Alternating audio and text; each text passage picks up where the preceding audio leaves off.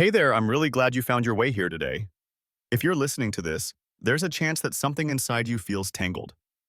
Maybe you're dealing with confusion, frustration, or even a gentle sense of guilt you haven't quite been able to explain. If that's the case, take a breath. You're not alone. This space was made for you with compassion, honesty, and no judgment. Today, we're going to talk about something that rarely gets acknowledged out loud. What happens when the person without the money is the one who holds the control? When financial lack becomes a tool for emotional leverage. And yes, I know, this isn't the story we're used to hearing.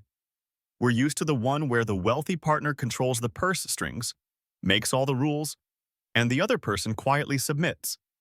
But sometimes, the person with less income, fewer resources, less financial stability, can still use your financial security as emotional leverage.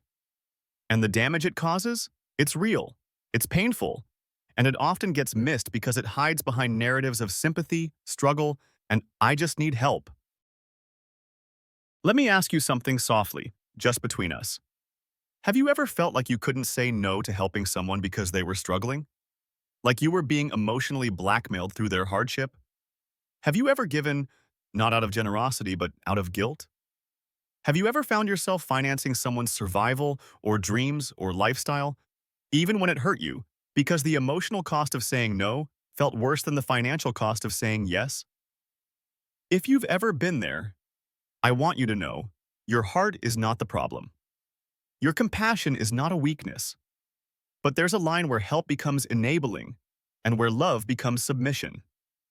And that line matters because crossing it slowly erodes your own agency, your clarity, your self-worth. Let me tell you a personal story.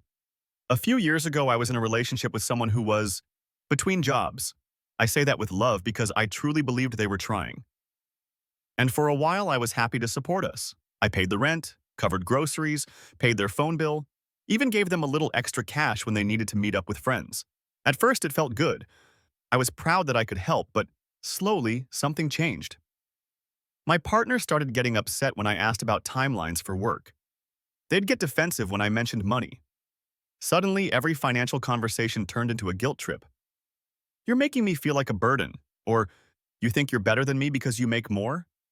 And that hit me like a knife. Because no, I didn't think I was better. I just wanted us to be okay. I wanted us to talk.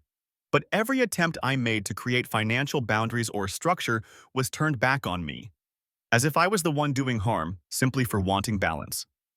And here's what I eventually realized. They weren't using money to control me. They were using their lack of money to make me feel responsible for their emotions. And that, too, is manipulation.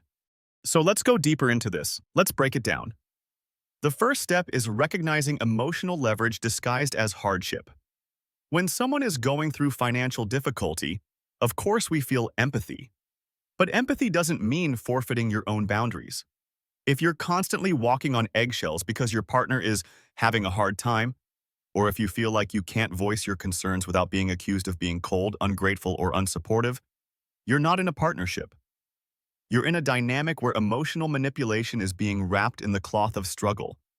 It might not be intentional, but it's still happening, and it's important we name it. Because your love is not a bank account, your kindness is not an ATM. The second step is noticing the guilt cycle. This is the subtle loop where you feel bad for having more. You feel selfish for setting limits. You feel ashamed for wanting fairness. Sometimes your partner might not even say it directly, but their silence, their withdrawal, their emotional coldness when you bring up money, it all adds up.